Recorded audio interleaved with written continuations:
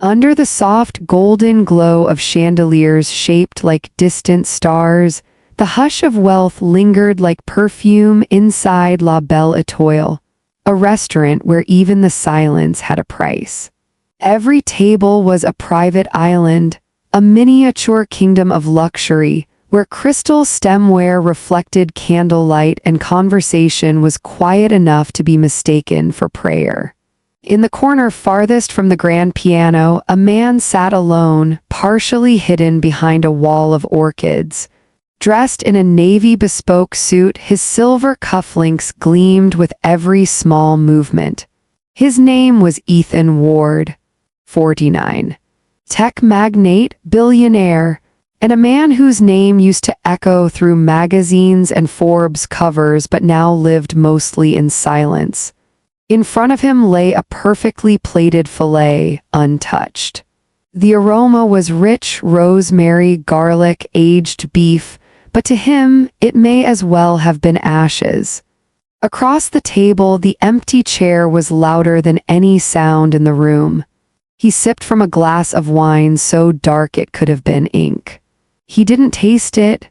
10 years had passed. 10 years since the accident. Since the headlights swerved and the world collapsed. Since his wife, Clara, and their 4-year-old daughter, Lily, were taken in a single heartbeat on a rainy highway just outside the city. Since that day, Ethan had mastered the art of surviving without living. His daily routine was meticulous, calculated, polished, but inside there was nothing but echoes. Just as he lifted the glass again, a voice broke through the stillness. "Excuse me, sir, may I have your leftovers?" The words weren't loud, they weren't confident, but they shattered the air like glass. Ethan's hand froze midair. Slowly he turned. Standing beside his table was a young woman. Barely 20, if that. Her brown hair was pulled into a bun that had long since given up. Loose strands framed her face, which bore the quiet fatigue of someone used to hearing no. Her coat hung limply from her shoulders, threadbare at the seams. And in her arms, nestled in a faded blanket, was a baby, no older than 9 months. Big, wondering eyes stared up from the bundle, drawn toward Ethan's untouched meal.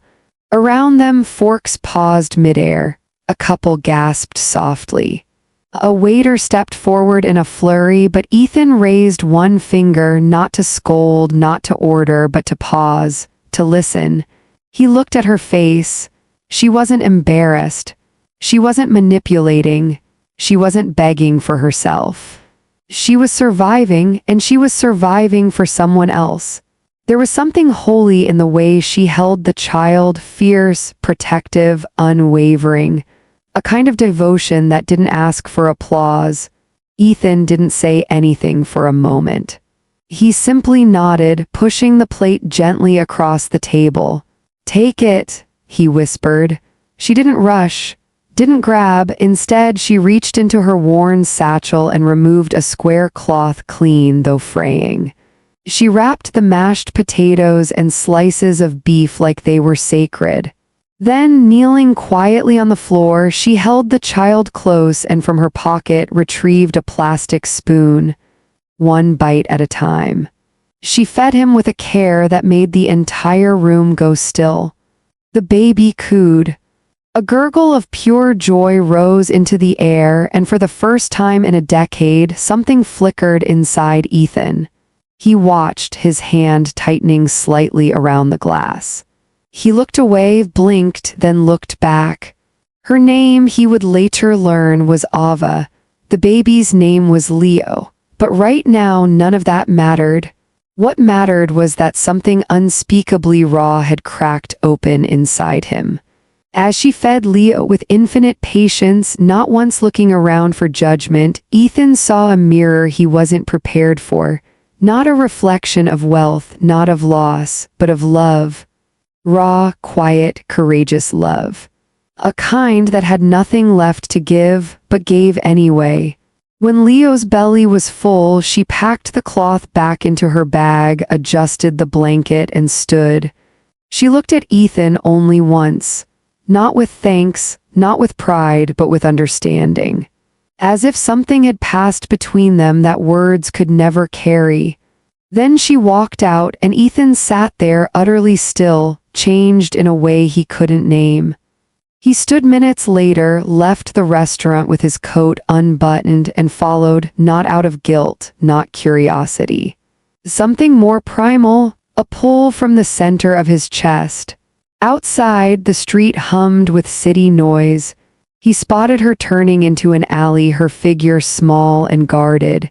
He followed silently, keeping distance. At the alley's end, past a sagging fence and cracked pavement, sat a car, rusted, dented, clearly lived in. She climbed inside, shut the door. Ethan stood beneath a flickering streetlight. He could walk away. Forget. Go back to his penthouse and pour another glass of wine. But he didn't.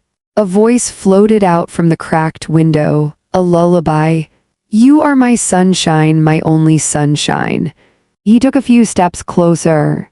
When Ava turned and saw him, she didn't panic, didn't scream. She simply watched him, eyes alert. I'm sorry, Ethan said. I just wanted to make sure you were okay. You followed me, she replied. Her voice was calm, wary.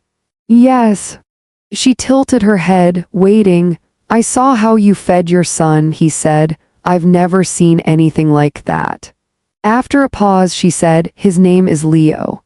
I'm Ethan. Silence stretched. Do you need help? He asked. I'm not asking for money, she replied quickly. I didn't say you were. She looked at her son, eyes softening. I just want one day, she whispered. One day where he's warm and safe. The words hit Ethan harder than any demand.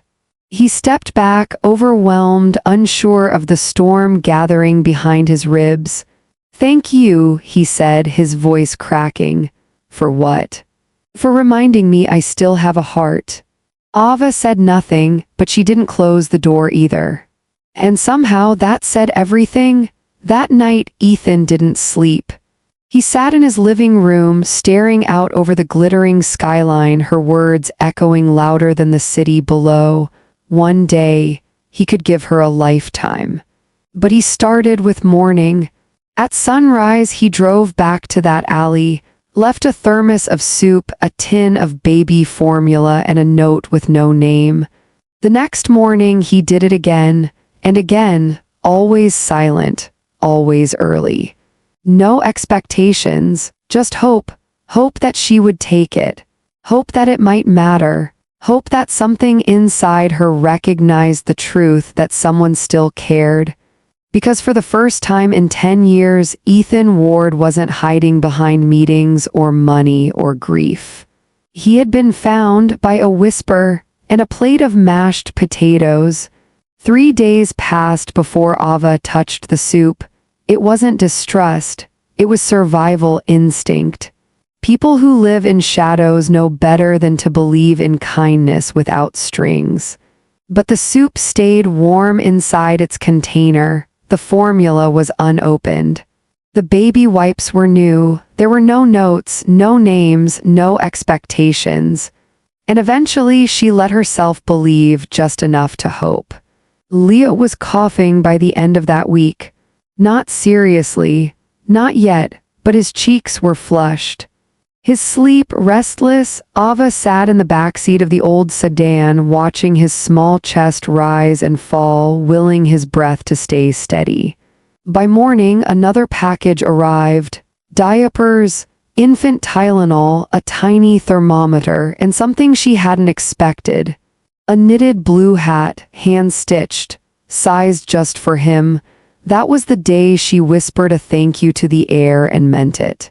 She didn't know Ethan had been sitting 2 blocks away in his car, watching only long enough to see her expression soften. He never approached, never asked questions, but he returned every morning. Quiet, careful, present. It was the only thing he knew how to do now, build something with consistency. He'd done it with code, with companies. Now he was trying to do it with care. The city's first frost arrived on a Thursday night. A thin shimmer of ice coated the windshields. Ava wrapped Leo in 2 blankets, layered her own coat over his body. She didn't sleep. By morning, Leo was burning, his fever spiked fast, his breath became ragged. He whimpered in a tone Ava had never heard before, too quiet, too distant. Panic clawed its way up her throat.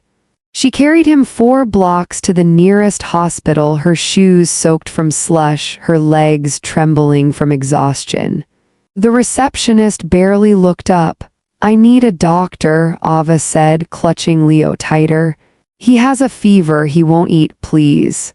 "Do you have insurance?" the woman asked, her voice already tired. Ava hesitated. "No.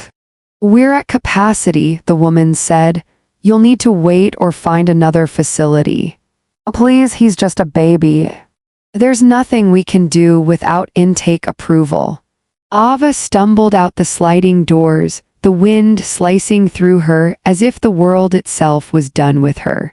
Leo's eyes fluttered shut, and in that moment she did the only thing she had left. She pulled out her phone, shaking fingers, chapped lips, typed 2 words, "Help us." Ethan had been in a board meeting.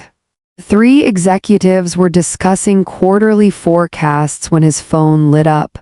No name, just the message. He didn't hesitate, he stood, walked out without explanation. 12 minutes later, his SUV screeched to a stop in front of the ER. Ava was standing on the curb, barely upright, her face pale, her arms wrapped around her son like armor made of love and fear. Ethan didn't say a word. He stepped forward, held out his hands. Ava didn't question. She placed Leo into his arms, and for the first time, Leo didn't resist. His tiny hand curled around Ethan's finger, weak but deliberate recognition. Inside the ER, Ethan didn't wait in line, he didn't raise his voice. But when he spoke, the walls listened. "This baby has a fever of 104, he said, calm but unshakable. "You will see him now.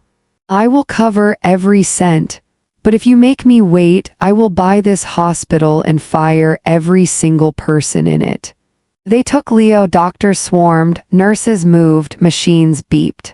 And Ethan sat beside Ava in the hallway, the plastic chairs cold beneath them, the overhead lights humming with sterile indifference.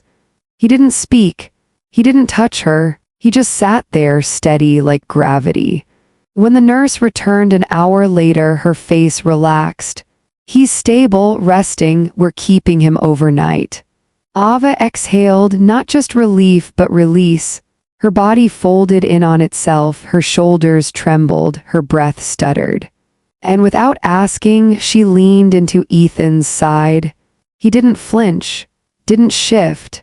He simply wrapped one arm around her, resting his chin gently against her hair. It was the first time she had let herself fall apart since Leo was born. It was the first time Ethan had held someone without guilt since Clara died. They didn't speak of it, didn't define it, didn't label what they were or what it meant, but something had changed, irrevocably. 2 nights later, a photo appeared online. Ethan Ward, tech billionaire, exiting a hospital in the dead of night with a baby in his arms and a girl close behind. The internet exploded. Speculation turned to scandal. Blogs dissected every frame. Headlines screamed theories. Who is she? Why her? Is this a PR move? Is she a grifter? Ava's name leaked within hours. The intake form had been accessed by someone inside the hospital. Ava Green, 21, uninsured, single mother. The wolves descended. Strangers online called her manipulative, accused her of seduction. Photoshopped her face into stories she'd never lived. Ethan tried to contain it. His legal team moved fast, but the damage had been done. Inside the modest apartment he'd arranged for her and Leo, nothing lavish, just safe and warm, Ava sat in the dark, scrolling through Venom. Her hands trembled, her chest ached. She turned the phone off, placed it face down on the floor. Leo stirred. She soothed him silently, her body swaying with instinct. When Ethan arrived that morning, she didn't open the door. He used his key. She was on the couch, eyes hollow. "I can't do this," she said. "You didn't do anything wrong," he replied. "They've already decided who I am. Then let me tell them the truth." That night, he went live on national television. No press team, no rehearsed script, just Ethan in a quiet studio, his voice calm, his eyes tired. He didn't start with Ava, he started with Clara, with Lily. He told the story he'd never told before, the accident. The silence that followed, the shell of a man he became. Then he spoke of Ava. She didn't ask for anything, she just wanted to feed her son, and in doing so she gave me something I thought I'd lost forever. His voice cracked. "She didn't take anything from me, she gave me back my life." The host said nothing. The silence was the only response worthy of the truth. By morning the tide shifted. Mothers spoke up. Nurses wrote essays about how many girls like Ava fall through the cracks. Donations flowed into shelters. A mother in Michigan started a support fund in Ava's name. Ava stayed silent. But the next morning she stood on Ethan's doorstep with Leo bundled against her chest. She didn't knock, he opened the door anyway. "I'm not leaving," she said. "If you still want us, we're here." He didn't speak. He simply stepped aside, and something inside both of them exhaled for the first time in years.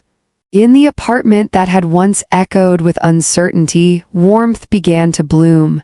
Not from a fireplace or candle, but from the presence of safety, of slow trust. Leo's drawings appeared on the fridge, tiny socks lined the heater. The smell of oatmeal and baby lotion filled the air. Ethan didn't declare anything. He didn't ask Ava to be anything she wasn't ready for. He simply came over each morning, sometimes with groceries, sometimes just with time. He held Leo while Ava cooked, learned how to warm bottles, change diapers, how to hold a baby without fear. One afternoon, Leo fell asleep on Ethan's chest. Ava stood in the doorway watching. The man who once lived in silence now whispered lullabies. She smiled, not out of romance but out of something older. The smile of someone realizing they didn't have to survive alone anymore. Ethan hadn't planned to stay, but morning visits turned into full afternoons. A quick grocery drop-off became breakfast, then lunch, and sometimes dinner. He never brought flowers, never made grand gestures. He brought quiet things, fresh fruit, a clean set of bibs, a second-hand picture book from a street vendor. He didn't know how to be a hero, but he knew how to stay. Ava noticed the shift long before Ethan did. The way Leo reached for him without hesitation. The way Ethan's fingers, once stiff and awkward, now adjusted bottles like second nature. He no longer hovered near the door, he lingered. He laughed when Leo smeared applesauce on his blazer. He offered to take Ava's laundry. He asked about her old nursing textbooks. One afternoon, as Leo napped between them on the couch, Ethan said softly, "You were studying to be a nurse." Ava nodded, eyes distant. "Before I got pregnant, before everything else." He didn't ask what everything else meant. He already knew. "You'd be a good one," he said. She looked at him, studied his face. "You don't know that." "I've seen how you hold a feverish child," he said, "and how you don't flinch when he cries for hours." A pause. "That's all the training that matters." Later that week, Leo said his first real word. It wasn't mama. It wasn't milk. He toddled forward, arms open, beaming up at Ethan. Holmes. The room went still. Ethan's breath caught. Ava stared, unsure if she'd heard it right, but Leo said it again, pointing toward Ethan's chest. Home. Neither of them spoke, but something passed between them in that second, soft, permanent, irreversible. A place doesn't have to have walls. Sometimes a person is enough. The rumors online faded. Scandal is short-lived when truth endures longer. Ava kept a low profile, declined every interview. But her quiet dignity became its own kind of answer. The apartment slowly became a home, not extravagant, not loud, but real. One day, Ethan brought a toy chest for Leo, just a plain wooden box. He opened the lid to show Ava. Inside were small things, stacking cups, plush animals, a tiny toy piano, but tucked in the corner was something Ava hadn't expected. A folder. Inside it, a full scholarship offer. Nursing school, he said. Evenings nearby. Her lips parted. I thought maybe if you ever wanted to finish. She stared at the papers. Her hands trembled slightly as she took them. I don't want charity. It's not, he said. It's an investment. In what? He smiled. In the future. Winter arrived again, a year after they first met. Leo had grown into a sturdy, bright-eyed toddler with a habit of humming before sleep. Ava was back in school, attending part-time. Ethan had stepped away from his company's board. He didn't miss it. He spent mornings packing snacks into tiny containers, folding baby clothes, running errands. And at night, he found himself sitting at the apartment window, watching Ava brush Leo's hair, singing lullabies in the soft voice that had first stopped his world. He used to fear silence. Now it wrapped around him like warmth. One cold evening, a plain envelope appeared under the door. Ava picked it up, read the handwriting, froze. Her name, written in neat, nervous strokes. She opened it slowly. The letter was short, direct. If there's still a chance to know my grandson, I'd like to try. Signed, Mom. Ava sat down, the paper trembling in her hands. Leo played quietly near the window, stacking colored blocks. She didn't cry, she didn't move. Just stared at the letter, as if it were written in another language. When Ethan arrived, he immediately noticed the shift in the room. He sat beside her. Waited. She wrote, Ava said finally. He took the letter, read it. Set it down gently. What are you thinking? I don't know, she said. It's been almost 2 years. He nodded. You don't owe them anything, he said softly. Ava's voice was barely audible. But does Leo? Ethan didn't answer right away. Then carefully, let him have the chance, not for them, for him. 3 days later they drove. The town Ava once called home was small, dusty, full of slow memories. They pulled up to the white house at the end of a gravel road. The porch swing creaked in the wind. Ava stood still for a long time, Leo in her arms. Ethan stayed back, let her lead. The front door opened. A woman stepped out, mid-50s, thinner than Ava remembered. Her eyes wide, rimmed with nerves. No words at first, just stares, silence, breathing. Then the woman stepped forward, her voice broke. I wasn't strong, she said. I was scared of what people would say, of losing the version of you I thought I raised, and I lost you anyway. Ava didn't respond. She didn't have to. Her father stepped out behind her mother, a quiet man, wrinkled now. But his eyes filled with something sacred when they landed on Leo. The baby reached out, no judgment, no memory of the past, just curiosity, and everything crumbled. Ava's mother broke down, arms shaking. May I hold him? Ava hesitated, then slowly she placed Leo into her mother's arms. The older woman clutched him like he was time itself. Ethan stood nearby, his chest tight. He wasn't part of the moment. But he bore witness to its weight. When Ava finally embraced her mother, the porch seemed to exhale. The past hadn't disappeared, but it had softened. That afternoon, the house filled with something it hadn't heard in years. Laughter. They sat around the old kitchen table. Tea brewed. Leo banged a spoon against the wood. Ava watched her father bounce him on one knee. Ethan sat across from her. She mouthed 2 words. "Thank you." He shook his head, smiling softly. "No," he whispered back, "thank you for going home." Spring returned the way it always does, quietly at first, then all at once. Windows cracked open. Light crept into corners long kept in shadow, and in the modest apartment on Maple Street, life no longer tiptoed. It danced. The days had rhythm now. Morning oatmeal, bedtime books, Ava's classes, Ethan's errands. Leo learned to climb, to count, to speak in full, bright sentences.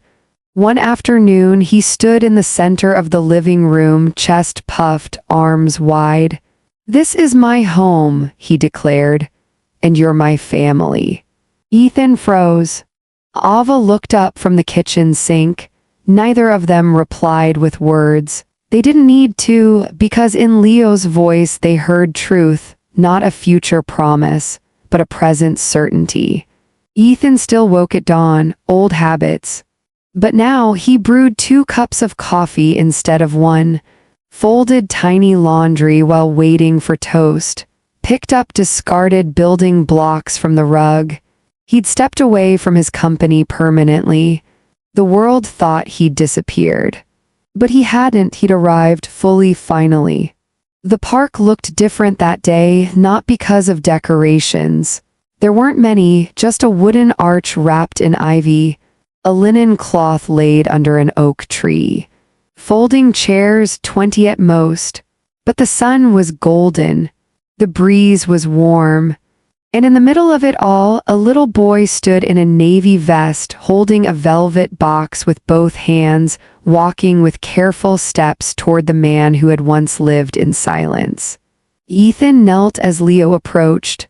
The boy giggled, arms flapping with pride. Ethan took the box, kissed Leo's forehead. The child ran back toward Ava, who stood barefoot in the grass. She wore white, not the kind sold in bridal boutiques.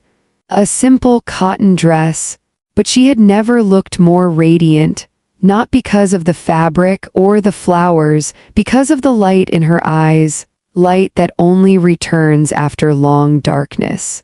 Ethan stepped forward. Not in a designer suit, just a soft gray blazer, the one Ava said made him look more like himself. He opened the box slowly.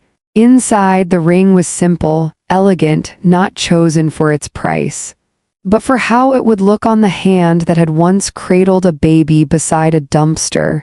He looked at her, voice steady. "You didn't ask for anything," he began, "not even a second glance.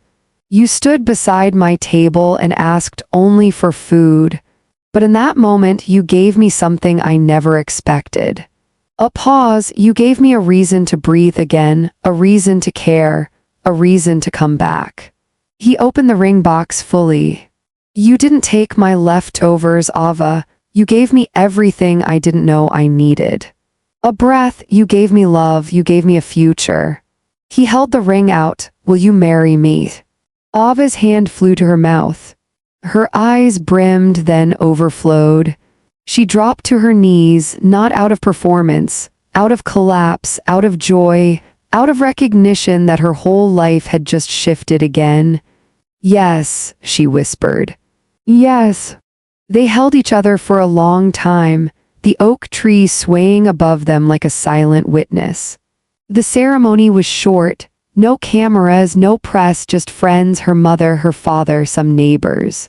A teacher from Leo's preschool. But in the middle of the vows, as Ethan promised to love not just Ava, but the boy who had once reached for him in a hospital parking lot. Leo ran forward, wrapped his arms around Ethan's leg. "Daddy," he said, loud and proud. The world stopped. Ethan's breath caught. He knelt, scooped the boy into one arm, wrapped the other around Ava. "I love you, son," he whispered, not because the moment required it, but because it was already true. And Leo, laughing now, leaned into his chest and whispered back, "I know." After the ceremony, the three of them walked home. No limo, no music. Just footsteps on the pavement, hands brushing, hearts full. The apartment door opened like it always had, but this time it felt different, permanent, peaceful. Ava didn't stop studying. She graduated 2 years later, Leo on her hip as she walked the stage. Ethan cried in the back row. Leo called it happy rain. They didn't live in a mansion. They never wanted one. They stayed on Maple Street, 2 blocks from the park where the swing creaked and the trees bloomed white every spring.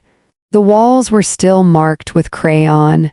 The fridge still hummed too loudly, but they were together, and that was enough. On quiet nights, Ethan would sometimes wake to the sound of Ava humming. Same lullaby, same warmth. He'd walk down the hallway, peek into Leo's room. The boy would be asleep, arms flung wide, blanket half kicked off. And Ethan would smile, because there was a time when he thought he'd never smile again. There was a time when all he could taste was grief, when all he could feel was cold air on an empty pillow. But now his days were filled with laughter, and breakfast cereal, and small plastic dinosaurs hidden in his shoes. Now he knew what home felt like again. It began with a whisper, a question asked in quiet desperation, "May I have your leftovers, sir?" But what she truly asked was something else. "Can you see me? Can you care?" And somehow Ethan had answered without words. He had said yes, and in doing so saved not just Ava, but himself. Because sometimes the most extraordinary stories don't begin with fireworks.